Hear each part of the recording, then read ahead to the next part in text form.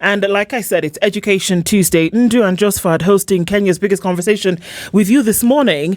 And even as we get into things, we're getting into the conversation that starts off this education part of things today. Our guests are in the studio and seated in the hot seats this morning. Dr. Beatrice Muganda Inyangala is the Principal Secretary in the State Department for Higher Education and joins us this morning. Good morning, PS. Morning. How are you doing? Good. Karibu sana. Asante. Thank you so much for being here this morning. Good to have you here as we discuss some of these things. Professor Daniel Mugendi Njiru is the chairman of the Vice Chancellors Committee, also joining us this morning. Good morning, sir. Yeah, morning to you. Karibu sana. Thank you very much. You're welcome to Kenya's biggest conversation, even as we get into a number of things this morning. Thank you. We will normally start off the show when we go into different African countries. The countries of our continent are rich and they're resourced, and not just in things of money or metal or material, but also in knowledge and wisdom. And different people have said different things that have remained written in the sands of time. And they're proverbs that they used to talk to each other or to communities or to children that we still carry into the day. So every week we go into a different African country. This week we are in the country of Benin, as we would say for pronunciation in French, otherwise known as Benin. And then as the people say, we are Bini people, B-I-N-I, as Josephat knows. And it formed part of the kingdom which was Dahomey, and that now the remnants of that kingdom are ensconced in this country, with parts of it in Togo and Nigeria. The capital is Porto Novo, and it is the largest city and the economic center.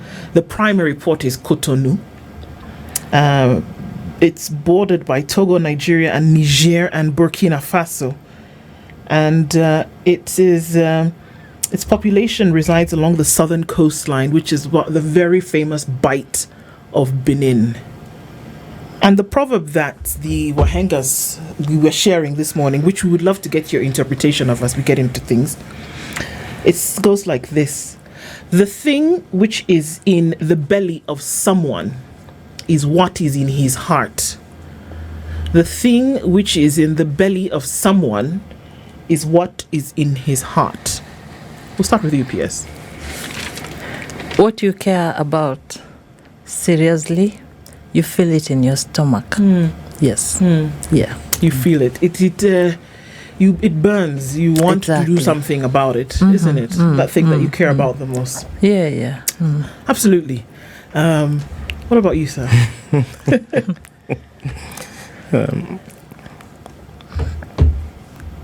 I think it's what you have the passion for. Is really what you can go out to get. And as we know, the belly or the stomach is very important. If somebody is hungry, then they can do anything. Yes. And that's it. So I think that's what that proverb talks to and talks about. Yeah, thank you. Absolutely. The beauty with adult education is that every answer is always correct. And by virtue of the fact that you have an opinion because you have your own brain, then you are not wrong. Absolutely. Yeah. As we get into this conversation this morning, we're in September. And we're going to have a lot of students reporting into universities across the nation. And one of the things that's going to be a top mind is, higher education and how we're going to fund this. And we've come out of about a year and a half of asking ourselves, what does the funding model mean? How are we then going to be able to go to school? What am I least vulnerable most? Am I abjectly poor? Those questions have come into play. And as we get into funding quality and equity, let's start off to have this conversation and say, where are we? We'll take a scorecard of saying, we try to change things a little bit, tweak them here and there to make sure that a quality higher education is delivered to Kenya's students. And are we there? Or are we still scratching at the surface? PS? We are there. We are moving there with great speed. As you know, the education sector is in reform mode. And so we've started all this reform, starting with the curriculum, the competency-based education that's going to go all the way to the universities, because we're moving beyond just knowledge to what students can do with this knowledge.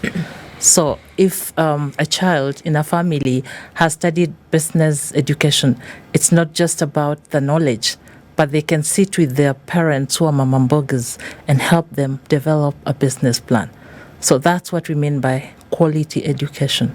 You get a skill, and that skill enables the student to do something in and outside school, something that makes a difference in their lives, in the lives of others, and in this great nation.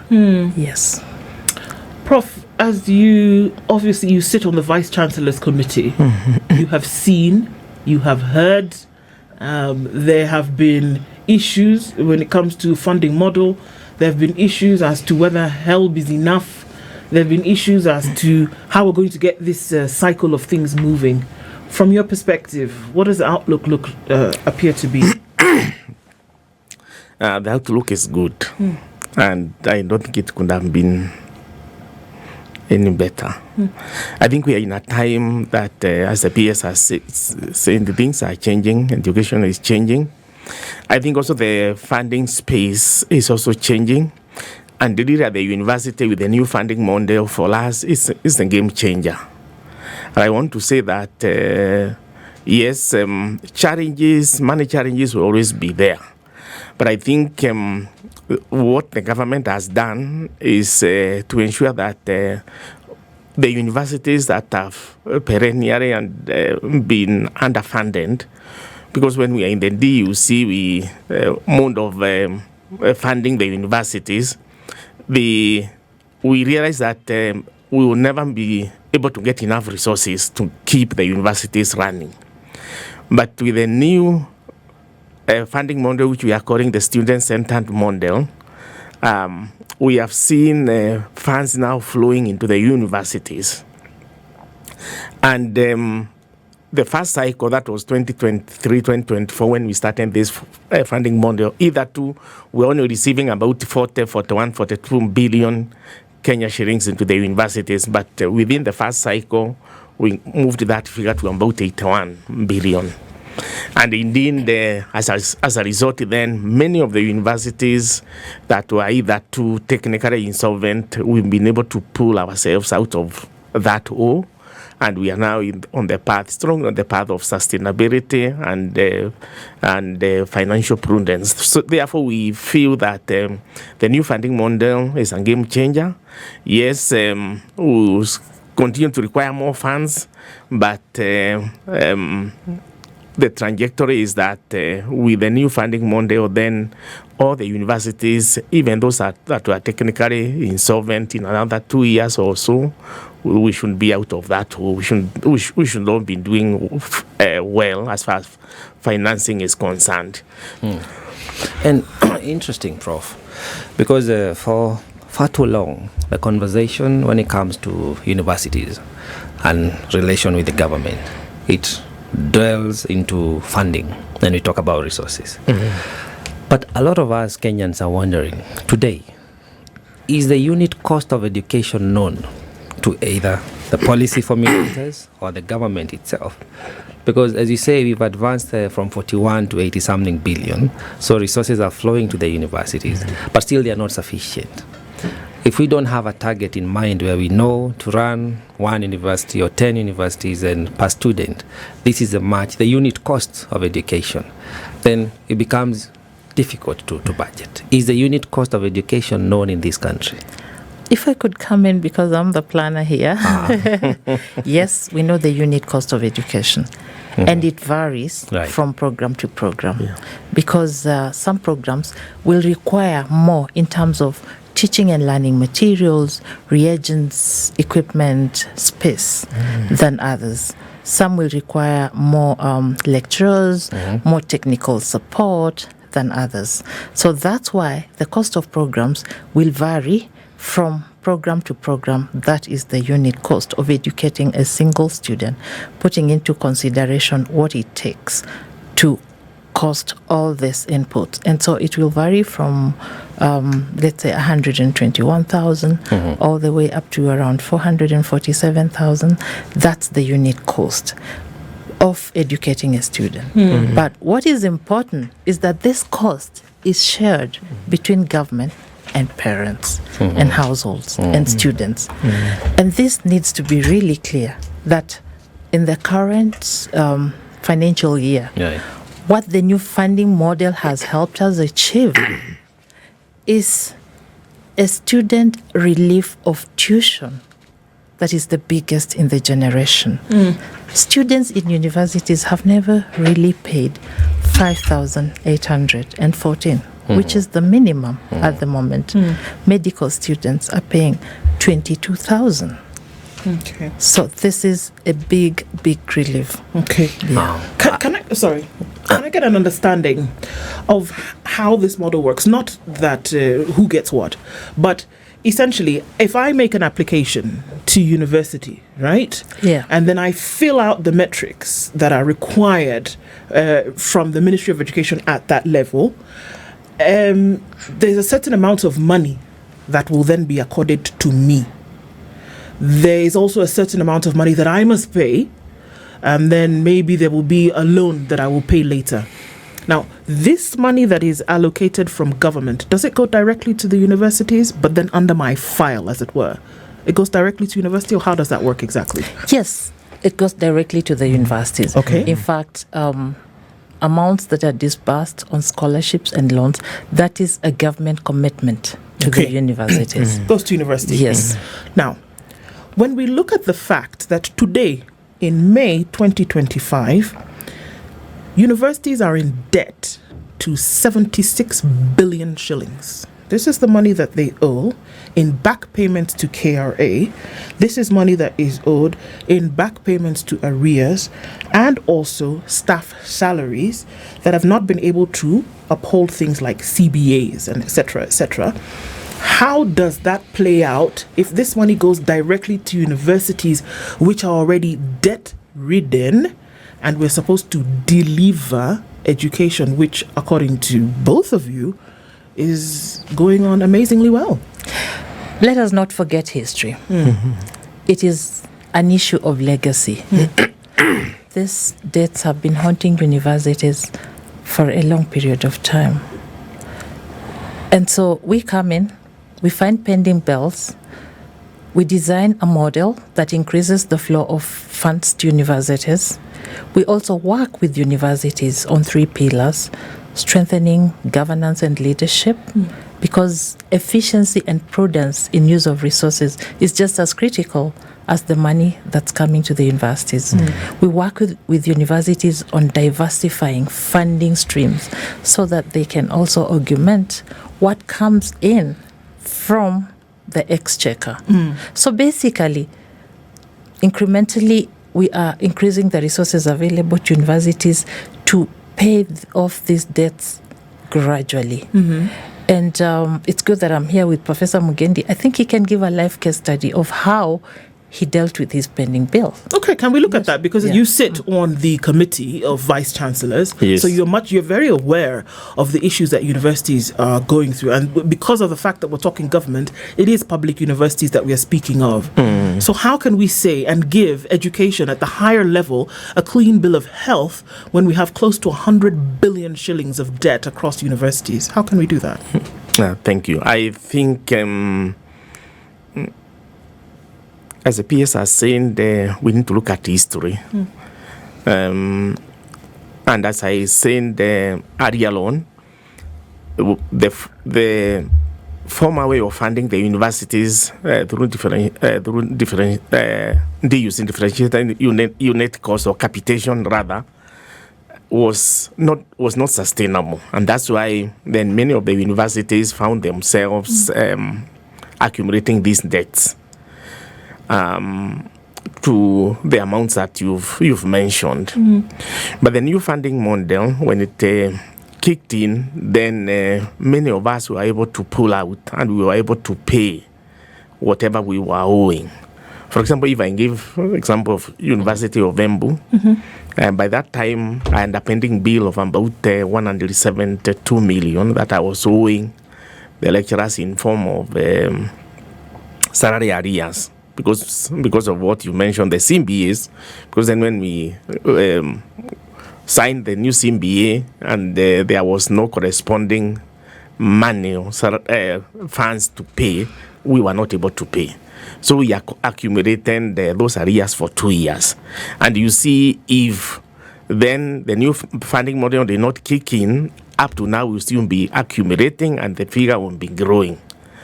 But in 2 years, I had an pending bill of about 142 million, which with the coming of the new funding model, then we were able as the University of Embu to clear that. And as of now, even if you talk to any lecturer or any staff worker from University of Embu, we owe them nothing. They have been paid all their arrears. And on top of that, also we also under a building that had almost stalled, that we have started in 2018. Again, with the new funding model, the funds that came in, we were able to unlock, and we've been able to complete that building. So what I'm trying to say is that yes, we still might look at the pending bills and say it's there, but what is happening is that we have actually been able to pull and reduce that pending bill. Otherwise, by now it will even be over 100 billion. But because of what the new funding model has done, we've been able to clear many of those pending bills in many of the universities. But we still have a few that still have issues. But again, Rome was not built in one day, and that's why I say in another 2 years or so, we should all be fine financially if we keep to the same trajectory that we are in now. Allow me to buttress that point, because the issue of pending bills is very, very critical. And I want to emphasize that when you look at the assets and liabilities of universities, universities that were technically insolvent in 2022 were 23. Right now, only 13 universities are technically insolvent, but they do have assets. And so part of the solution is working to optimize the idle assets of these universities in the process of diversification of funding streams. And this is on course. Well, yes, PS, it's interesting, and it's what we'd call more of a politically correct response to the crisis we are facing with our education system. However, one wonders, and that's why I was posing the question of costing to Prof, because he's the executor, he's the one who feels the wrath of inappropriate funding, inappropriate handling of the CBAs. When you look at the, as you say, optimization of our resources, I think the greatest resource we have at the universities are the staff, the teachers, and these are the personnel you need to have ably effect their mandate. And then when their salaries are delayed, it becomes a crisis. You are looking into a looming strike in the next couple of days or so. So, and you own the planning mandate, which is great. Yeah. But when you look at it, because we've had the PS position for long, years before, how are we really doing as a country, knowing that education is SDG number 4, Sustainable Development Goals? Where would you rate us in terms of the milestones when you compare that with the planning or the plan that we have for education system? Because a lot of people don't agree with the approach, the means testing when it comes to funding, among other issues. Where would you say we are as a country? We're doing very well because talking to SDG number 4, quality of education and equality in access, right now the ratio between the female participation and the male participation at the university level, it's really good. We are at 48 to 52. And we're generating good outcomes out of the education sector. I cannot mention the number of our alumni who are trailing the blaze both abroad and locally. We have innovations that are coming out of our universities that are in the process of commercialization. University of Kabianga research through that university just unearthed an enzyme that dehairs, leather, and we can then produce leather using organic products. We're looking at University of Embu here. They have produced crack fox cement and many others. Now, these are not going to come out of universities that are not meeting the bar. And so we're in a good place. Yes. Okay. We talk about alternate sources of funding from the HELB, the folks at HELB, to the universities fund. These guys are always crunching the numbers, and they've told us that they never have enough. There's never enough to do everything that is required at that level for everybody at the same time. I'm interested, what are these, because according to PS, they're already getting into places where alternate sources of funding are coming through. What are some of these alternate sources that are bringing about significant funding so that if the exchequer one day delays, that universities don't come grinding to a halt? A good question. Thank you. Alternative sources, and indeed, this is a big thing now in the universities. We are driving ourselves to ensure that we have diversified funding, alternative sources of funding, and these are one partnerships and grants, research grants. So we are encouraging each university to make sure that we are able to tap into that. And indeed, when you look at some of our universities, they have huge the capital outlay there is huge. For example, you talk of University of Nairobi. When you look at the research funds, sometimes it can be as high as 5 billion in a year. Those monies that come in, what do they go to specifically? 5 billion shillings a year is a pretty sum of money. Yes. What do they go to ensure that, for example, that there's money coming to the universities, money to students? How does that work? How that works is that for every research grant that comes into the university, there's something that we charge that we call overhead costs or administrative costs. So that then comes to the university. So the more of these funds that come, then they help the universities to be able then to remain liquid. Do they though? Because these universities are not liquid. Do they? If we're looking at 5 billion shillings, even if you were to take 10% of 5 billion shillings and say, let's you charge that as an overhead, do we see that in the last, let's even say 2 years gone by, if that kind of money is coming into universities in terms of research grants, surely if we take if we take take a $500 million shillings, wouldn't we see or feel the effect of $500 million shillings towards debt, for example, where University of Nairobi is in debt of 13.2 billion shillings, and a grant came of 5 billion, and I take 10 billion of it, at least I would see a dent in that, wouldn't I? Yes, and actually it's doing a lot. That's to a large extent is what is helping to keep the University of Nairobi afloat. And not only the University of Nairobi, but also the other bigger universities, more Injaton universities. Oh, come on, more universities in the doldrums right now. We're not. Allow me to give a very specific example, Sure. drawing on Moi actually. So Moi had a real huge debt, and we started working on a turnaround strategy. And as part of this strategy, Moi University is producing computers and laptops for the ICT State Department. Okay. It is for the State Department. Yes. Okay. Yes. So this is part of the alternative income generation. Like I said, the university was in a hole.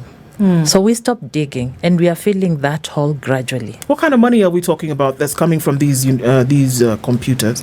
700 million per year. Okay. Yes, yes. So but that's going to scale up. I mean, we just began with the 700 million. So that's more Egerton as well. Sorry, P.S. Yes. I just want to be clear on how this works exactly. Yes. So if there's a development of this equipment infrastructure at Yes. the university, and this comes from, I would assume, a department of information technology, where they are now actually in the business of developing equipment. Yes. So there's an uptake Yes. by the Ministry of Education in the information technology department. Yes, yes, yes. And so that uptake is for all that they produce. Is it for all that they produce, or does this go somewhere else? No, that's for that's the order that was given to Okay. Moi University to supply laptops and computers. Okay. Remember, we are starting from zero. Below zero. Yes, exactly. Yeah. So I think it's a good place to go, and we plan to scale up this production up to, let's say, 3 billion. Yeah, because we are in the digital mode with the digitization as a key pillar in the economy. Yeah. So the plan is to have Moi supply quite a bit of these computers and laptops. So this 700 million, Yes. I'm going to stay here because it's important. Yes, Let's say 500 million. Yes. Because maybe 200 million it's administrative, something goes Yes, away. yes. We see, since when did this start, by the way? Last year? A year before? This year? This year. This year. Yes. So give or take, some 500 million has gone to the coffers of Moi University. Yes. Are you able to track and trace and say, okay, we were below zero, we were sub-zero, guys. People were wondering if campuses like Chepkoilel and others would actually shut down because we were just not able to handle things. So we're saying that with this money that's going in, because this is alternate sources of income, because maybe in some cases there's exchequer delay, there's just not enough because of this debt.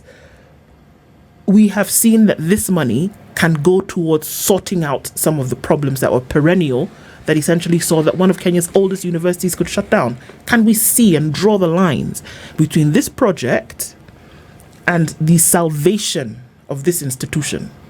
Because without that, we're putting money in a hole that continues to widen.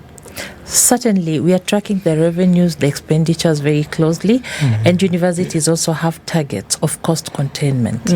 They share with us quarterly how much they have saved in terms of, let's say, electricity bill. Many universities are engaging solarization projects just to cut down on the electricity bills. So we are tracking all of that. Cost containment, off budget, what have they raised, and how are the expenses flowing, because we expect them to save from the budget that was originally submitted. Yes, we are tracking this closely. P.S. I come back to the planning point. Yes. Because, the university we're talking about is a long-standing university in the country, which I would assume My has... alma mater. Yeah, even better. which I would assume has received significant amount of grants, which administratively there is a portion that goes to that end. Now, the question is, whom do we blame for the accumulation of debt?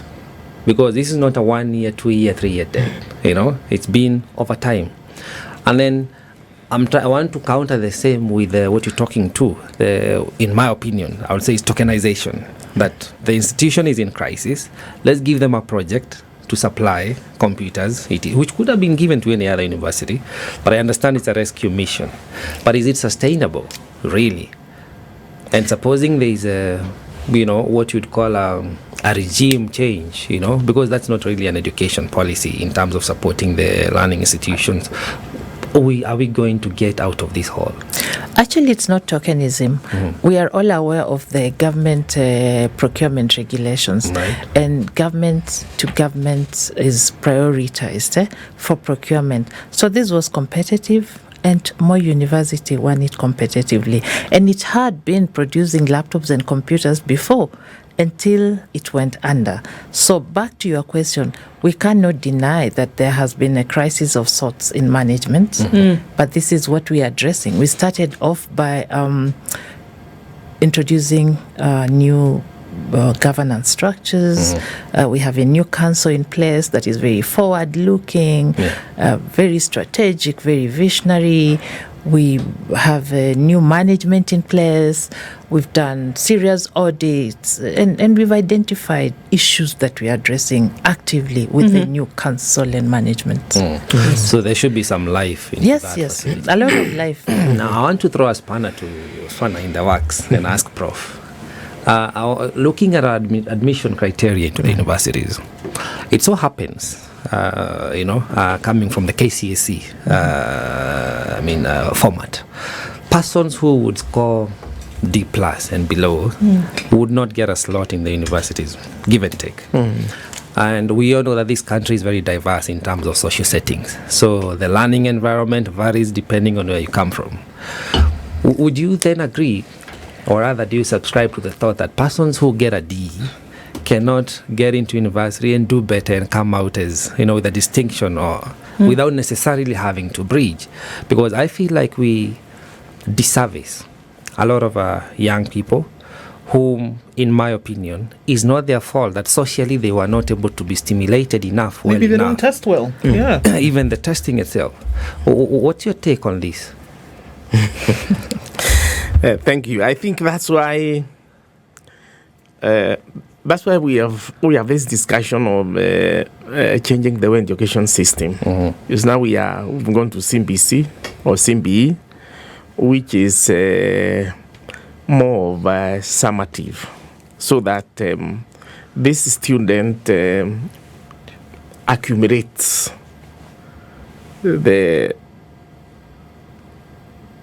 what would take him or her to say whether they have passed or they have not passed. So this the only system whereby it is a one-off. And that time when you woke up to go and do that exam, you could even have been sick. And therefore, the results then the results will come out the way they will. Yes. And therefore, you end up with an D or something. It doesn't mean that you are poor. And as you've said, also circumstances. Right. But now with the accumulating all that the student has been doing over the years helps to bridge that gap. But however, we have also changed the way now we ingrained and the way we look at students. We've changed that approach altogether. And somebody now with even an E or an D can be able to proceed and all the way and become a university professor if they want to. But can they get into university? Yes. Right now, with the way the system is? If I leave high school with a D, can I get into university, PS? I can't. No. Yeah. You can't. Yeah, I can't. You can't, but there is in the new dispensation of things you can, because you follow a path that will be able to lead you to that. Because then you follow the path that will be able to take you through the TVET. You take what then D is around to take, but we used to have a ceiling. Yes. We will say that somebody with an D, you can only go up to this far. But now we've opened it up. Yeah. Well, but the truth is, I universities... would want to stick with the Prof for a minute. I agree. There is a pathway you can take. You can go to TVET, you can bridge and all that. But you see, that happens at a cost. Cost of resources and cost of time to the family and the child themselves. So as Ndui is asking, will we get to a point, perhaps progressively, whereby even if I do get an E, I can still go to university? Because if you appreciate that getting an E is not a mark of intelligence per se, that there is still potential for these students to learn, shouldn't they have an opportunity at least to get into university, pick up the course they want, and then continue with the grading? What is wrong with somebody going to university and getting a U for grading? Must one get a distinction or thereabout? If somebody goes to university, enters the university having scored an E in high school, I would imagine they'll be able to study through the curriculum and then they'll still graduate at whatever grade. What do you think about that, Prof? Yes, I agree with you on one point, but you also have to look at in every stage there must be some shifts. Okay. You must be able to shift and they say, this from here, we only want to take this from here, we want to take this. So and that's the essence. That doesn't mean that those who fall on the science are not good enough. Okay. Sorry, Prof, but I think that's the issue. Yes. That have we actually made the shift? Yes, we have. And I'll give you an example. Because we talk about the CBE, and we started off this conversation where both of you said that we have a foundation now that is going to take us to a higher education place, and things are going to be better. But you know what? The reality on the ground? That teachers are still teaching students to pass exams. And I'm not saying this because I imagine it to be. I am the mother of a grade 6 pupil who is about to sit his KEPSEA at the end of October. And what were we told last week? We have now finished the syllabus. Now we need to focus so that we can pass this exam. You see the mentality? We're not talking about summative learning. We're not talking about wholesome learning. We need to pass an exam so that you can be placed properly in grade 7. Do you see the mentality of teaching? The mentality of learning. We can talk about CBE until we are blue in the face, and for us Africans that's a bit difficult, but we can talk about it until we're there. But the truth of the matter is that we are still on that learn to pass. And even in the review, again, I'm speaking from an experience. I'm not talking about what somebody else said. And if we're going to use that as a segment, then we can take it and make it applicable to everything else. That even when we do review in class, because one would imagine, and I'm going to be a little bit long-winded with this so that you can understand what I'm saying, that even when we talk about a review in class, when we do a continuous assessment, and we come back and we say, did we all understand? Yes, teacher. Did anybody, how many people got it right? In a class of 40, guess what? If 20 put up their hands, that teacher is not going to review that question. And we're talking about a wholesome education that's going to take us to university, where, according to you, Prof, everybody will then be able to have part of it. But we're not. We are still heavily vested on the exam mechanism, whereby if you don't pass an exam, you're doomed to fail. So we can talk about how CBE has come and has been monumental in a shift towards a higher education, but we are still stuck on passing exams, even in this CBE. How are we going to get rid of that? That's the truth on the ground. I'm telling you, PS, if you didn't know, that's what's going on. Thank you for sharing that case study. But recently we were in Narok, Elimu Mashinani, and we also had other case studies that were very inspiring. So yes, we are talking about change management, and there'll be mixed results as you journey on this path of change management. But what are we doing as a ministry? We are addressing this through pedagogical reform. We are addressing teachers through the science and art of teaching, so that the focus will eventually shift from just being exam-based to really building the skills. And allow me to give an example that is always very profound for me. How do we build skills? If you are teaching a student the qualities of a good leader, this can be dictated, crammed, and reproduced in an exam. But what we are putting our teachers through pedagogically is to tell them, get an example. Let the students identify an example of a leader. And then you analyze that leader, the leadership skills, what the leader has been able to do. In Kenya, that is difficult to come by, but proceed. It's coming. It's coming through, believe me. It's coming through. And we've had stories about students who are now able to cook. So it's not just about learning how to cook, but actually doing the cooking. A project, if there's a project on, let's say, an animal, like a cheetah. Right. So that animal is used to talk about engines, relate to speed, and how this has been turned into engineering through the production of cars and machines and all. So we just want students to relate. And I said it's a journey of reform. Reform does not happen at once. But we are also hearing testimonies of very good results coming out of the CBC. But we acknowledge and we are addressing building of competencies and how that is taught. Next week, we have a big workshop that's bringing together all the teacher training colleges the universities, Teacher Service Commission, all of us who are involved in developing programs for teaching teachers, to just reflect and see what's working, what's not working, how can we harmonize, how can we make that better, and work through the ecosystem to improve the skills of teachers. But P.S., yes, one would wonder, and I hear you. You're coming from a good place, and I like how you're defining the ideals of where we could get to as a country. But one has to wonder, like, we knew CBE was coming.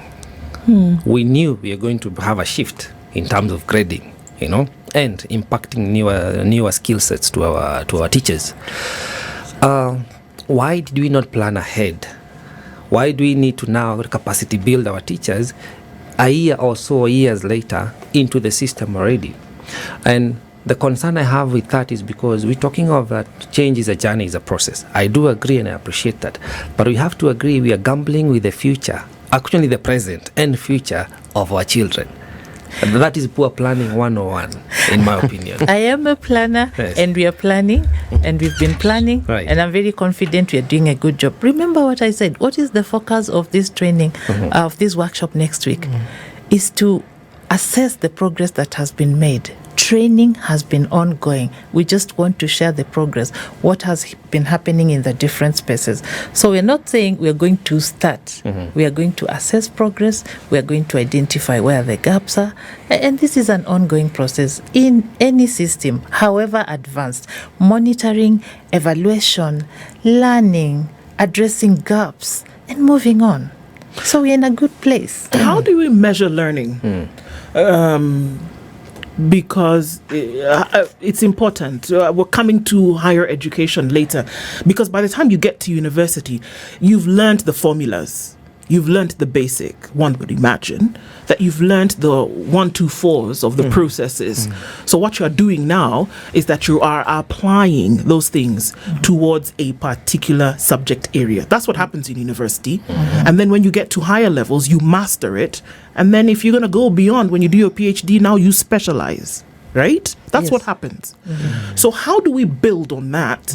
And I'm going to insist on this, PS, because unfortunately, there are far too many examples of where we have it flawed at the foundation before it takes us to this place. So let's get to that place at university, Prof.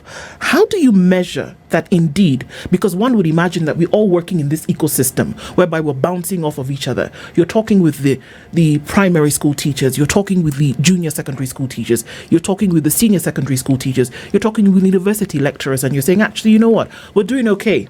Because it affects the planning if we're not seeing later on the monitoring and evaluation of it and saying, okay, no, guys, maybe we should tweak things here and there. How do you measure learning and say that, okay, we're on the right track? I'd rather the PS would want to, to start with that, being the planner, and then I can chip in. Okay. I'm not only a planner, I'm also a very passionate educator. And we educate to achieve 3 outcomes. In the affective domain, we want to steer feelings, because it is only when you connect with something in a very personal way, with the feeling, that with emotion, that it drives change. And how do we do that? Again, we use case studies, we use practical cases, like bringing students who are going through a very difficult time in a situation that evokes emotion. So you'll never forget how you felt when you saw that child crying, that helpless child crying, and you are provoked to do something about it. So that is the affective domain. Then in the cognitive domain, this is what stimulates thinking, critical thinking, creativity. We refer to the innovations in the universities. The 2 innovations I mentioned, the Dan Kimathi University is already producing chips for our telephones. That comes out of critical thinking, creativity, questioning assumptions, using it to build new knowledge. And then there's the practical aspects. So you have the knowledge you've thought, You have the theory. Can you now move it out of your mind to actually do something with it and build something? And so when we talk about the cement that has come out of this research, the chips that have come out of this creative thinking, the plan to develop a new system that has come out of elaborate thinking, these are all outcomes at different level. At the very basic level, there's comprehension, just remembering things, being able to recall stuff. And this is what we are coming out of with the competency-based education. And that's how we measure learning? Yes. At the very basic level, I said this is what we aim to do. But in the end, what comes out is the graduate and the competencies the graduate has that enable them to get jobs. So employability. You've come out with certain skills. You are able to get a job and perform in that job. You are able to create a business and make a difference in society. So these are the outcomes of learning. You have something that speaks to you, but you also influence behavior change of others by creating that job or by delivering a service that then changes the lives of others. So the ultimate is that you must make a difference in society. That is the ultimate. Well, I go back to Prof, because you're the chief handler of the students. Now that has been stipulated. That is how we are bound to be measuring learning. That is how we are meant to understand the progression of the studying or the education system of a student.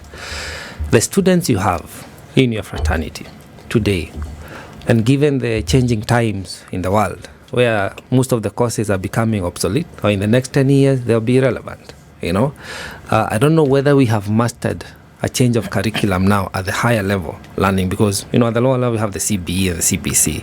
At the universities, how are we doing in terms of trying to match the courses that we are rolling out with the future needs in the market industry, both innovation, creativity, and employability? How would you say we are doing on that level? Yes, at the university level, we are very aware that the curriculum has changed, and at the university we are also preparing for that. And we've started by, of course, retooling our teachers, our lecturers. We have under continuous training, so then we are able to have that mindset that we are now moving into a new curriculum. And we are also preparing, obviously, like the faculties of education started a while ago, because then we needed to start producing teachers who can be able to go and teach the new curriculum in high schools. Yes. So that is happening.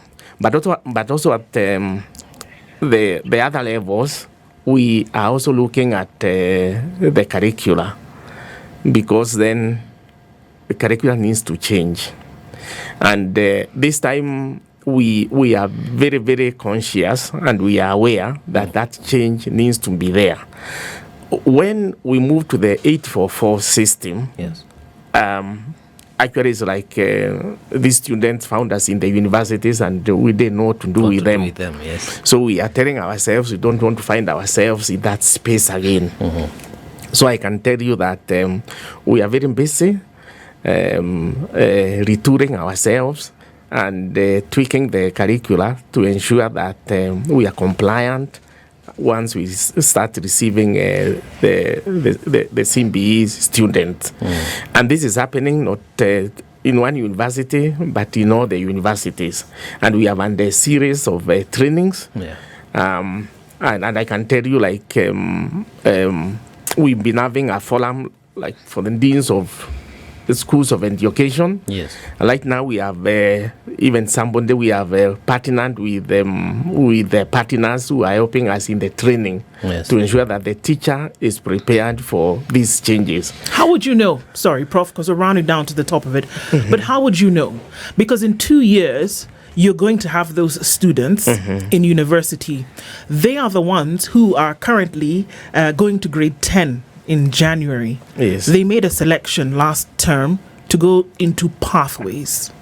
which we still don't even know if they're going to manage to do that come January 2026, because the system is just belly up. How will we be sure? Wouldn't now be the time to be sure, ready now, 2 years before, because they're going to finish grade 10, grade 11, grade 12.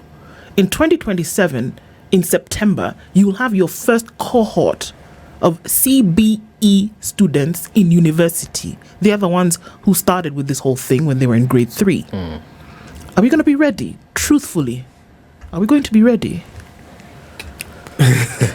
That's a very good question. Yes, we will be ready. That one I can tell you for sure. The arrangements and the plans and the training and the retouring that we are doing in the universities now are geared to ensure that we are ready. But as you know, change is always continuous. It doesn't mean even when those students come to us, we will stop there. We will continue changing, we will continue being ready, we will continue retouring, we will continue training, because then we also have many more teachers joining us as we go along. But I want to say this time round we are more prepared than we have ever been before. And I've drawn the parallel of the 844 when they came. At least we are expecting the first batch in 2029, and we can see we are already working towards that. This workshop that the PS talked about that we're having next week is preparing for that. Yes. Okay. But also, as I've seen, we have, like in my university, because I'm also the patron of the deans of the schools of education, we now have a plan that we are rolling out of training our staff members, our faculty members, on how to be prepared to receive these students come 2029. A quick one, Prof, as we approach top of the hour. Do you think in time university education should be reduced to basic education?